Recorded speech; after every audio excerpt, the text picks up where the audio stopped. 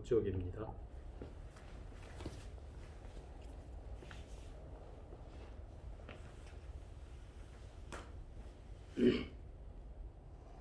(25쪽) 하나로 합한 이치의 모습 일합이상분하고 30일 직연불생분, 잘하면 두 분 정도 하게 될 것 같습니다.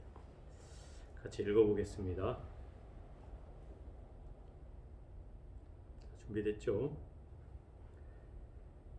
금강반야 바라밀경 제30 하나로 합한 이치의 모습 수불이었던 선남자 선여인이 삼천대천 세계를 부수어가는 티끌을 만들면 어떻게 생각하느냐. 그 티끌들이 얼마나 많겠느냐. 대단히 많습니다.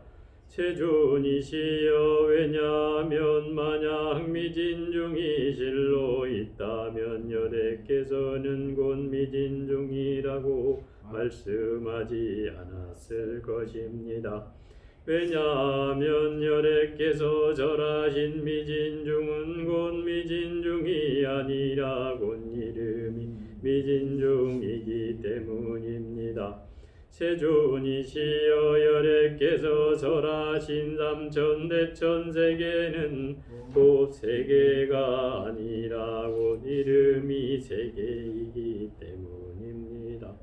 왜냐하면 만약 세계가 실로 있다면 곧 일합상이겠지만 여래가 말한 일합상은 곧 일합상이 아니라 이름이 일합상이기 때문입니다. 수불이여, 일합상이란 말할 수가 없는 것인데 무릇 범부들이 그것에 탐착할 따름이니라. 제30일 직연을 내지 않는다. 수불이여, 어떤 사람은 열애가 악연, 인견, 중생견, 수자견을 설했다고 말한다. 수불이여, 어떻게 생각하느냐. 그 사람이 내가 설한 뜻을 알겠는가? 아닙니다. 세존이시여, 그 사람은 열애께서 설한 뜻을 알지 못한 것입니다. 왜냐하면 세존께서 설한 악연, 인견, 중생견, 수자견은 곧 악연, 인견, 중생견, 수자견이 아니라 이름이 악연, 인견, 중생견, 수자견이기 때문입니다. 수불이여, 안육따라 삼맥 삼불이심을 낸 자는 일체법에 대하여 반드시 이와 같이 알고 이와 같이 보며 이와 같이 믿고 이해하여 법상을 내지 말아야 하느니라. 수불이여, 이른바 법상에 대해 열애가 설한즉 법상이 아니라 이름이 법상이니라.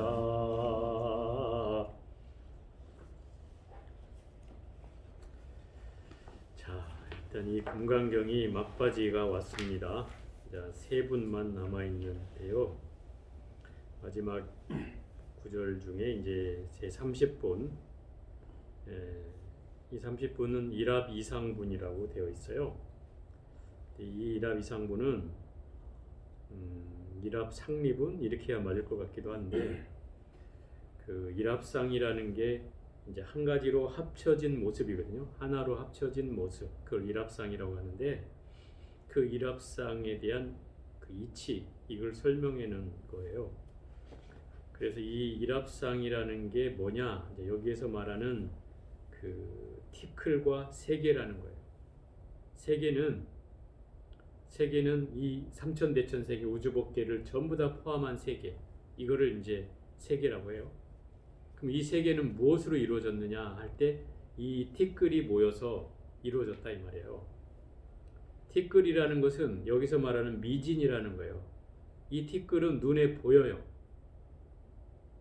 물론 이제 저 같은 사람한테는 안 보이는데 눈이 아주 좋은 사람한테는 보이죠. 또 이 미진은 예를 들어서 그 햇볕이 방에 창을 통해서 들어올 때 거기에 비춰지는 티끌이 있죠. 그 티끌 본 적 있죠. 그게 이제 티끌이에요. 그걸 미진이라고 한단 말이에요. 그런데 불교에 있어서 제일 작은 입자를 뭐라고 하냐면 극미라고 해요. 극미. 이 미진보다 더 작은 최소의 단위. 그러니까 물질로서 구성되어 있다라고 하는 최소의 단위가 극미예요.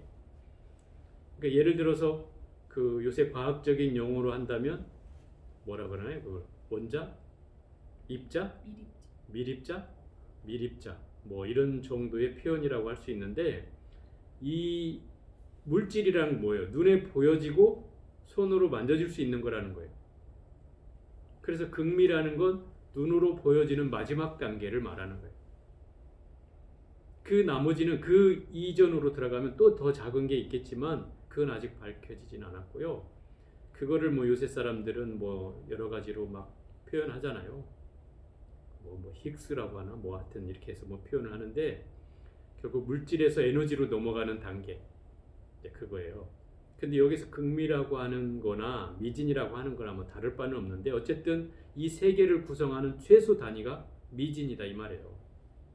그럼 미진을 쌓아놓으면 뭐가 돼요? 그게 세 개가 되는 거예요. 이제 그걸 설명하고 이 두 가지가 일합상이다 이 말인 거예요. 이제 그걸 설명하는 부분이에요. 수불이 어떤 선남자 선여인이 삼천대천 세계를 부수어 이 삼천대천 세계라는 건 이 소천 세계가 1000개, 또 중천 세계가 1000개, 대천 세계가 1000개 이렇게 모인 게 삼천대천 세계라는 거예요.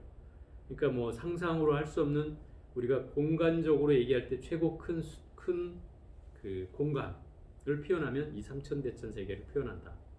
그러면 여기서 말하는 이 미진이라는 것은 최소 단위의 티끌이고 먼지 수준의 티끌이고 그 수준의 최고의 단계의 공간은 바로 삼천대천 세계다 이 말이죠. 그렇게 최고 큰 공간의 개념인 삼천대천 세계라는 개념과 이 티끌이라고 하는 그거를 부수어서 티끌로 만들었을 때 너는 어떻게 생각하느냐? 그 티끌들이 얼마나 많겠느냐? 만약에 이 우주복개로 보여지는 여러분의 눈 안으로 들어오는 모든 세계만 얘기한다고 쳐요. 안 보이는 세계까지는 둘째 치더라도 우주복개를 포함해서 허공 중에 떠있는 수많은 세계들을 다 잘게 부수어서 그거를 먼지로 만든다면 얼마나 많겠어요. 그죠? 그러니 당연히 그 수보리가 뭐라 그래요? 대단히 많습니다. 힘이 많습니다. 세존이시오. 왜냐하면 만약 미진 중이라는 미진 티끌들을 모아놨다는 거예요. 이 티끌들이 실로 있다면 여래께서는 그것을 티끌들이라고 이름하지 않았을 겁니다. 왜 그런 거예요? 그 이름뿐이기 때문에 그죠? 부처님은 실제로 있는 것도 있다고 얘기 안 했다고 했죠. 그러니까 그것은 무슨 얘기냐면 있는 게 아니라 잠시 인연에 의해서 모여 있을 뿐이다 이런 거단 말이에요. 그러니까 이 미진중이라고 말씀하지 않았을 것이라고 하는 것은 그것이 이름뿐이기 때문에 그렇다 이 말이에요. 왜냐하면 여래께서 설하신 미진중은 곧 티끌들이 아니라 이름이 티끌들이기 때문입니다. 이런 거.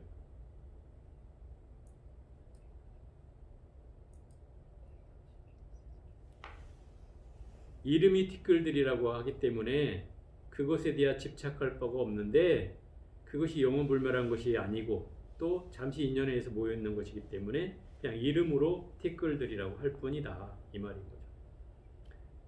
세존이시여 여래께서 설하신 삼천대천 세계는 곧 세계가 아니라 이름이 세계이기 때문입니다. 이 삼천대천 세계도 티끌도 그런데 이 삼천대천 세계도 또한 결국 이름으로 세계일 뿐이지 그것 자체가 영원불멸한 것은 아니다. 왜? 그 삼천대천 세계를 또 부수면 또 티끌이 되듯이 또 티끌을 또 쌓으면 그게 세계가 된다 이 말이에요. 그러니 그것을 쌓아놓은 것이 세계라고 이름할 뿐이고 또 그것을 부숴놓은 것이 미진이라고 이름할 뿐이다. 그러니 이름뿐인데 어느 것이 영원불멸한 그 주체가 있느냐 이런 거죠. 영원불멸한 실체는 없다. 이걸 설명하고 있는 거예요. 그래서 왜냐하면 만약 세계가 실로 있다면 그것이 일합상이겠지만 열애가 말한 일합상은 이 하나로 합쳐진 것, 세계와 미진이 하나로 합쳐진 것이 일합상이겠지만 열애가 말한 일합상은 그 일합상이 아니라 이름이 일합상이기 때문이다. 그러니까 두 개가 합쳐졌다고 해서 영원불멸한 실체가 있다는 뜻이 아니다 이 말인 거예요. 그럼 어떻다는 말이에요? 그것은 다만 일합상이라고 이름할 뿐이지 그것이 미진인들 또는 세계인들 아니면 그게 일합상인들 다 이름일 뿐이지 그것에 대해서 집착해서는 안 된다 이 말인 거예요. 그런데 이 범부중생들은 이 일합상이라는 것은 뭐 그렇다라고 말할 수도 없는데 이름뿐이기 때문에 말할 수도 없는데 이 범부중생들은 그것에 대해서 어떻게 한다? 끊임없이 집착한다 이 말인 거죠. 그래서 마치 미진이 여러분 눈에 보이는 그 먼지가 있죠. 그래서 맨날 청소하면 닦아도 먼지가 나온다 여러분 하시잖아요. 그러면 그 먼지가 맨날 있다 또 이렇게 여기잖아요 우리는. 그래서 맨날 닦잖아요. 그러면 그것이 없다고 하는 마음을 낸다면 그럼 청소 안 하고 있어야 되나요? 그건 아니죠. 인연에 의해서 잠시 모여 있을 뿐이기 때문에 형상으로는 보여지는 거다 이 말이에요. 그러나 실체가 없어서 실체가 없다는 말은 그 영원불멸하지 않기 때문에 또 그것이 언젠가 날아가고 바람이 날아가고 없어질 수도 있잖아요.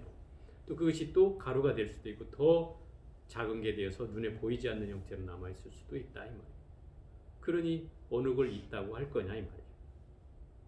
결국은 지금껏 이 해왔던 이 금강경의 기조를 설명해주고 있는 부분이에요. 여기에서는 어떤 얘기냐면 이 세계라고 하는 것이 미진 그 먼지와 하나인가? 하나입니까? 아니면 다릅니까? 대답을 못해. 어려워져 이렇게 되면 이제. 이 먼지와 세계가 하나라고 하면 하나인 게 아니고 다르다고 하면 다른 게 아니야.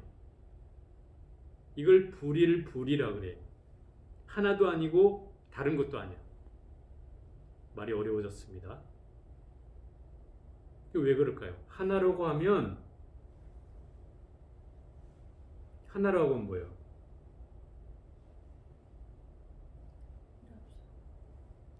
하나라고 하면 이 결국은 이 세계라는 것이 미진과 우리가 딱 합쳐진 걸로 생각하는데 그게 아니고 이걸 알아야 돼.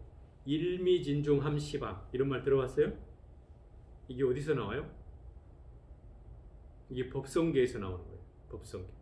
그 원효스님 아니 그 의상스님이 쓰신 그 일승법계도에 나오는 그 법성계의 일미진중함시방. 이 말은 무슨 얘기냐면 한 티끌에 시방이 담겨 있다.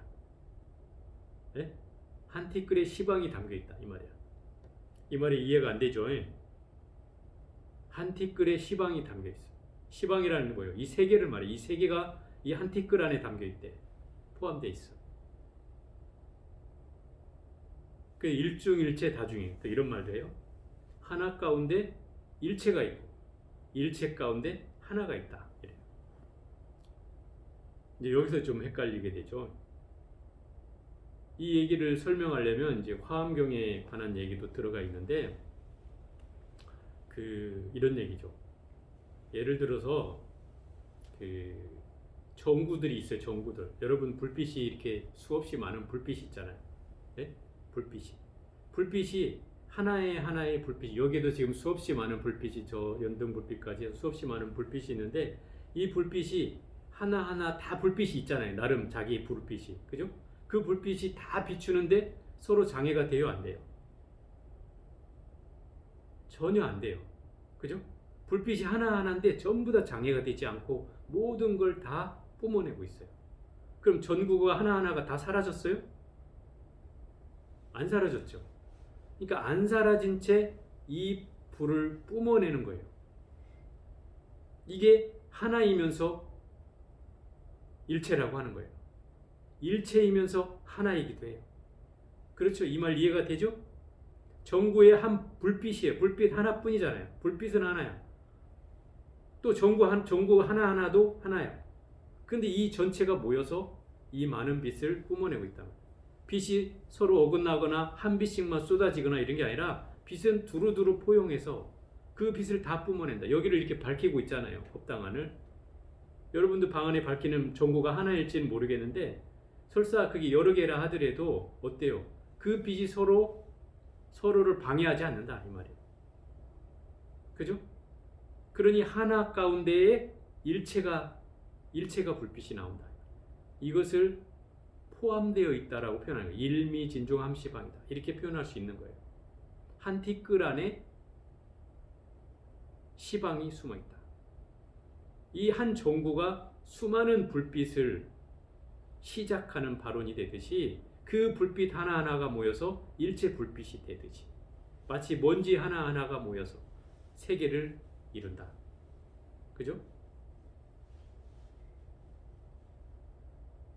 그래서 하나이라고 할 수도 있는데 문제는 이 하나라고 하면 우리는 또 뭔가 상에 떨어진다 이 말이에요. 응? 상에 떨어져. 이 금강경에서 하는 말은 하나라고 하면 상에 떨어져. 또 그 하나가 있는가? 라고 또 생각을 하니까 하나도 또 아니라고 하는 거예요. 그럼 그게 다른 것이냐? 다른 것도 아니라는 거예요. 하나도 아니고 다른 것도 아니야. 그래서 그걸 일합상이라고 부처님이 이름을 했다 이 말이야. 그런데 일합상이라고 하니 또 사람이 뭐라 그래? 일합상은 또 영원불멸한 것인가? 라고 또 생각을 하니 일합상조차도 뭐다? 이름뿐이다. 라고 또 얘기하는 거예요.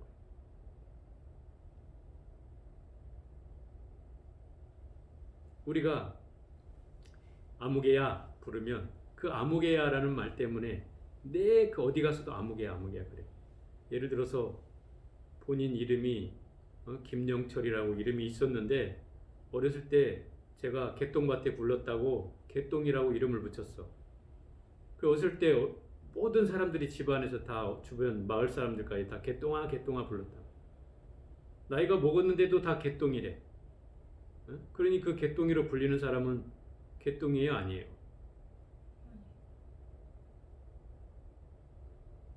개똥밭에 굴렀다고 개똥이라고 이름을 붙여줘서 개똥일 뿐이지 실제 이름은 자기 김영철이야. 그러면 김영철이라고 이름일 뿐인 거다 이 말이야. 개똥이라고 붙여줬을 뿐인 거예요. 그런데 그것에 대해서 우리가 저 사람 개똥이가 김영철이라고 이것을 이해하기는 굉장히 어려운 일이잖아요. 김영철이라는 이름을 모르는 한은. 그죠? 또 회사에 가면 그 사람은 김영철이라고 불릴 거고, 그죠? 친구들한테 가면 또 영철이라고 불릴 거고, 마을에 오면 이제 개똥이라고 불리겠죠. 또 누구에게는 형이라고 불리고, 누구에게는 아들이라고 불릴 거고, 누구에게는, 그죠? 친구라고 불릴 거 아니냐 이 말이에요. 우리의 존재가 그렇잖아요. 그렇게 나의 이름이 어떤 게 진짜냐? 그러면 이렇게 이제 물어야 되는 거죠. 어떤 게 진짜냐? 영철이라고 불리는 이름이 진짜냐? 친구라고 이름을 불리는 게 진짜냐? 개똥이라고 이름이 불리는 게 진짜냐? 네? 자식이라고 불리는 게 진짜냐? 형님이라고 불리는 게 진짜냐? 다만 그 인연에 의해서 불려지는 이름일 뿐이다 이 말이에요. 나의 형상은 누구라 한들 아무 문제가 없어요. 나의 실체는 그게 아니기 때문에. 그래서 여기서 말하는 뭐 세계라고 한들 또 티끌이라고 한들 또는 일합상이라고 한들 그것에 집착하는 한 우리는 이 세계를 벗어날 수도 없고 알아차릴 수도 없다 이 말이에요. 그래서 이 한 덩어리가 되는 그 이치를 알아야 되는데 그 이치는 집착을 여여야 알 수 있다는 거예요. 집착을 떠나야 알 수 있다. 세계라고 하는 것도 인연에 의해서 만들어졌고 또 티끌이라는 것도 인연에 의해서 만들어졌다. 그런데 티끌이 있다, 세계가 있다고 하면 이 집착에 의해서 결국 이 세계와 미진에 대한 집착이 또 일어날 뿐이다. 그래서 부처님이 그걸 집착할 것 같으니 일합상이라고 했다 이 말이에요. 일합상이라고 했더니 이 중생이 어리석은 범부들은 또 그 일합상이 존재하는 양 또 그것에 집착한다 이 말인 거죠. 그래서 바로 세계도 아니고 티끌도 아니고 일합상도 아니라 다만 이 세 가지는 이름을 세계라 하고 이름을 티끌이라 하고 이름을 일합상이라고 하는 것 뿐이다 이 말이에요. 이해가 되시죠? 이게 이제 이 그 30분에 담겨져 있는 요지라고 할 수 있어요. 결국 이 금강경은 끊임없이 지금까지 해오는 것들이 뭐예요? 나의 상을 떨어뜨리고 집착을 타파하고 여기에 핵심이 돼 있어요. 왜 이렇게 금강경은 이 얘기를 수도 없이 하느냐면 공부를 하는 사람들이 제일 먼저 떨어쳐야 할 게 바로 이 집착이에요. 그리고 이 세상은 존재하는 이 법은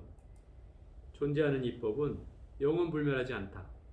인연법에 의해서 영원불멸하지 않다라는 사실을 각인시키는 거다.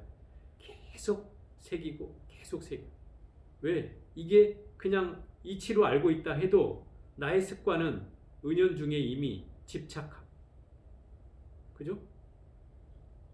갈증 내고 욕망을 부리는 탐욕을 부리는 이런 상황으로 나아가기 때문에 끊임없이 이 얘기를 읽고 읽으면서 이것을 각성하게 하는 거예요. 그것이 이 금강경에서 제일 그 조계종의 소위경전으로 여러분들에게 읽혀지는 이유예요. 그래서 불자라고 하면 제대로 수행하려고 하면 첫 번째 얻어야 될 이 수행의 방편은 바로 이 공에 대한 이치를 터득하는 거예요. 결국 이법계라는 진리의 세계를 터득해야 그 다음으로부터 이제 이 불교 공부가 제대로 되는 거예요. 그래서 반야신경을 매일 독송하게 하고 법회만 오면 반야신경이 있고 금강경을 또 소위경전으로 삼고 한 것은 바로 거기에 바탕이 있어요. 이미 내려놔져 있다면 굳이 금강경 배우지 않아도 되겠죠. 집착이 없고 나는 괴로움이 없고 욕심이 없고 욕망이 없고 탐욕이 없다면 금강경, 반야신경 볼 필요가 없어요. 그런데 이것을 끊임없이 보게 하는 이유는 결국 그런 우리에게 남아있는 이 집착과 애욕과 욕망과 탐욕 이런 이제 갈증들을 떨어내기 위해서 가장 필요한 경전이다. 그러니까 32분 동안 한 번도 이 얘기를 안 하고 지나가질 않으신다 이 말이에요. 계속 수보리가 질문하고 그 수보리에게 대답해주고 또 수보리가 또 의심할 것 같으면 또 질문을 해서 수보리를 깨우쳐주고. 근데 사실 이 수보리를 깨우쳐주는 것 같지만 정작 우리에게 하고 있는 얘기와 같다 이 말이죠. 그래서 그 내용들을 이 30분에서는 얘기하고 있어요. 자, 이제 31분으로 한번 넘어가 볼게요.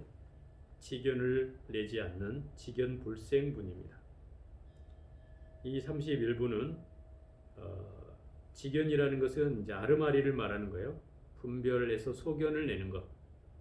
나라고 하는 견해를 일으키고 너라는 비교를 하고 또 중생의 견해를 또 뭐 불생불멸을 얻고자 하는 뭐 생각을 일으키고 하는 이런 그 견해를 일으키는 것을 지견이라고 해요. 이런 지견이 나지 않는다 하는 거예요. 수보리여 어떤 사람은 열애가 아견, 인견, 중생견, 수자견을 설했다고 말한다. 이 아견, 인견, 중생견, 수자견, 아상인견, 아상인상, 중생상, 수자상하고 무엇이 다르냐면 이제 견해를 일으킨다는 거예요. 아상인상, 중생상은 생각으로만 일으키는 건데 이건 견해를 피력한다는 거죠. 드러낸다는 거예요. 그러니까 이게 더 굳어진 걸 말하는 거죠. 어떤 사람은 열애가 아견, 인견, 중생의 수자견을 설했다고 말한다. 수불이 어떻게 생각하느냐? 그 사람이 내가 설한 뜻을 알겠느냐? 아닙니다. 세준이시여. 그 사람은 열애께서 설한 뜻을 알지 못한 것입니다. 왜냐하면 열액 세존께서 설한 악연인견 중생견 수자견은 무슨 뜻이에요? 악연인견 중생견 수자견이 아니라 이름이 악연인견 중생견 수자견이기 때문입니다. 그래서 이름이 그렇다는 거죠. 그것에 대해서 집착하라고 하신 말씀이 아니다 이 말인 거죠. 수보리여 안욕따라 삼약 삼보리심을 낸 자는 일체법에 대하여 반드시 이와 같이 알고 이와 같이 보며 이와 같이 믿고 이해하여 법상을 내지 말아야 하느니라. 여기서 일체법에 대하여 일체법이라는 것은 그 안욕따라 보리심을 낸 자라는 것은 발보리심을 한 사람, 이제 보리 깨달음을 얻겠다고 마음을 낸 사람은 일체법에 대하여 일체법이라는 것은 일체 존재하는 법칙을 말해요. 예를 들어서 뭐 색수상행식, 안이비설시인, 색성향 미촉법, 안식, 이식, 비식, 신식, 설식, 의식 이렇게 18개까지 일체법을 말하는 거예요. 그게 오온으로 이루어진 게 일체법, 또 12초로 이루어진 게 일체법, 18개로 이루어진 게 일체법이라고 해요. 그럼 그 이런 일체법이 어떻게 알으라고요? 이와 같이 알고, 이와 같이라는 말은 여시지 이러는데 진리와 같이 알으라는 거예요. 진리와. 뭔가 달라짐이 없는 진여 그 바탕에 진리와 같이 알고 이런 뜻이에요. 또 이와 같이 보라는 것은 그 진리처럼 보라는 거예요. 진리와 같이 봐라. 그러면 이와 같이 알고 이와 같이 본다는 말은 내가 무슨 아르마리를 일으켜서 보는 게 아니라 지혜의 마음으로 보고, 그죠? 지혜의 마음으로 보고 또 있는 그대로 실답게 보라는 거예요. 여실직연하라 이 말인 거죠. 그렇게 보며 또 이와 같이 믿고 이해하여, 이와 같이 믿고 이해한다는 것은 이와 같이 잘 믿고 이해하여 법상을 내지 말아야 된다. 법에 대한 상을 내지 말아야 된다 이 말이에요. 그러니까 여기에는 어떤 구절이 들어가 있는가 하면 그 발보리심을 한다는 것은 깨닫고자 하는 마음을 일으키는 거잖아요. 그 깨닫고자 하는 마음을 일으킨다는 것은 첫째, 내 안에 불성이 있다는 확고한 믿음이 있어야 돼. 그죠? 내가 깨닫고자 하는 마음이 있다면 내가 부처라고 하는 사실을 확고하게 알지 못하면 그러면 이게 올바른 믿음이 나오지 않잖아요. 우리가 흔히 말하는 신심이라고 표현할 때 이 신심은 내 마음자리에 불성이 있다는 확신이 가득 찰 때, 더 이상 찰 것이 없을 정도로, 이 찰 것이 없다는 말은 이제 만이라고 표현해요. 가득 찰 만자. 그 믿음이 가득 차서 더 이상 의심이 일어나지 않을 때, 그때를 뭐라고 하냐? 그때를 발보리심 할 때라고 해요. 내가 불성이 있다는 확신이 조그만도 의심이 없어. 조금이라도 의심이 있다면 이거 완벽하게 보리심을 바란 게 아니에요. 일체 의심이 다 사라져서 이 확고한 믿음이 가득 찼을 때, 그때를 바로 초발심 또는 발보리심 이렇게 얘기한다. 보리심을 바라는 때예요. 그때 그런 마음을 일으킨 사람은 뭐가 있겠어요? 의심이 없죠, 당연히. 그러니까 이와 같이 알고, 이 진리와 같이 이렇게 알고, 또 이와 같이 보고, 실답게 여실직연하면서 바르게 보고, 또 이와 같이 믿고 이해한다 이 말이에요. 100% 믿기 때문에 그걸 이해한다는 거예요. 그러니 당연히 여기에 어떤 법상을 내겠어요?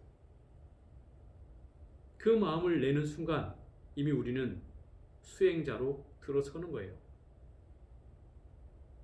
수행자인가 아닌가의 차이는 바로 여기에 있어요. 굉장히 중요한 대목인데 이거를 이제 화엄경에서는 그렇게 얘기한다더라고요.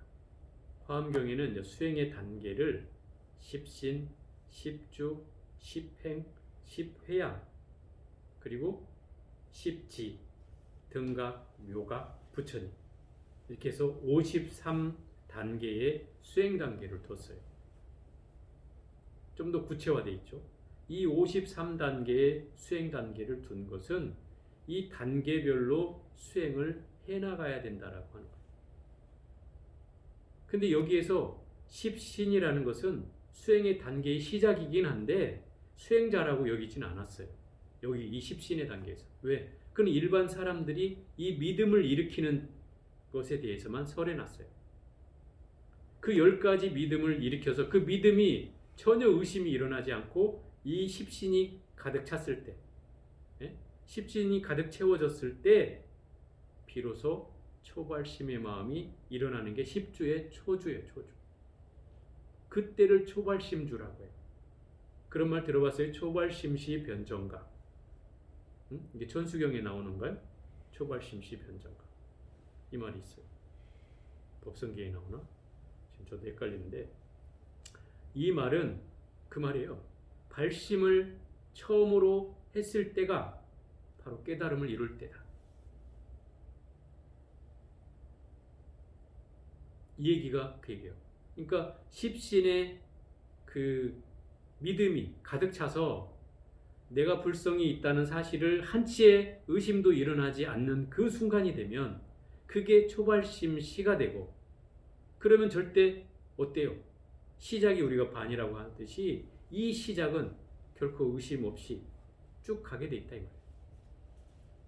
그래서 그 순간이 바로 깨달음으로 연결될 수 있다 이 말인 거죠. 그래서 이런 마음을 일으키는 게 가장 중요하다 이 말이고요. 그래서 발보리심을 낸 자는 일체법에 대하여 반드시 진리와 같이 알고 여실직연하며 또 이와 같이 믿고 이해하여 모든 법상을 내지 않느니라. 수부리어 이른바 법상에 대해서 열애가 설한즉 그 법상이 아니라 뭐요? 그게 이름이 법상일 뿐이니라. 설사 법상이라 한다 하더라도 그것이 이름일 뿐이지 법상이 아니다. 법이라는 것도 끊임없이 설명했잖아요. 부처님의 설사 가르침이라 하더라도 그 가르침이 절대화되는 순간 결국 우리는 그것이 뗏목이라는 형상이 될 수밖에 없다. 그래서 집착할 대상이 돼버리면 결국 영어불멸한 가르침으로 우리는 귀결해 가는데 그것 또한 상이다 이 말이에요. 뗏목처럼 뗏목을 건너가기 위한 필요한 수단일 뿐이지 건너가고 나면 그 가르침조차 다 내려놔야 한다 이 말인 거죠. 그런데 그 법상에 상을 내면 거기서부터 우리는 또 나는 비워졌다 하더라도 법상이 채워져 있으니 그건 제대로 공부를 한 게 아닌 거다 이 말이에요. 나도 떠나고 법에 대한 상도 떠나야 한다. 이 두 가지를 다 떠나야 한다 이 말이에요. 이게 이제 그 31분 직연불생분 분별에 대한 소견을 내지 않는 분을 설명하는 것이 바로 이 31분이에요. 그래서 오늘은 이 두 분을 해보게 되는데 이제 마지막 한 분을 남겨놨어요. 이제 금강경이 종착역에 다 와갔습니다. 자, 오늘은 여기까지 해보겠습니다. 오늘 수고들 하셨습니다. 공부를 하십시오.